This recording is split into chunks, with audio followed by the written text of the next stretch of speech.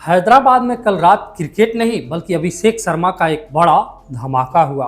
Rajiv Gandhi stadium में Delhi Capitals के खिलाफ अभिषेक शर्मा ने वो पारी खेली जो सालों तक याद रखी जाएगी।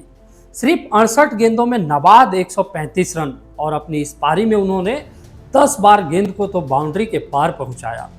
हेड और क्लासन के कैमियो की बदौलत हैदराबाद ने 242 रनों का विशाल स्कोर खड़ा किया। जवाब में दिल्ली की शुरुआत अच्छी थी, नीतीश राणा ने अर्धशतक भी जड़ा, लेकिन ईशांत मलिंगा के धारदार गेंदबाजी के सामने दिल्ली का मिडिल ऑर्डर ताश की पत्तों की तरह ढह गया। मलिंगा के 4 और हर्ष दुबे के 3 विकेटों ने दिल्ली को 195 पर ही समेट दिया। इसी के साथ हैदराबाद ने 47 रनों की बड़ी जीत दर्ज की और पॉइंट्स टेबल के टॉप 3 में अपनी जगह पक्की कर ली है। दोस्तों, आईपीएल 2026 की ट्रॉफी कौन सी टीम अपने नाम करेगी, कमेंट्स में बताएं और चैनल को सब्सक्राइब करना बिल्कुल ना भूलें।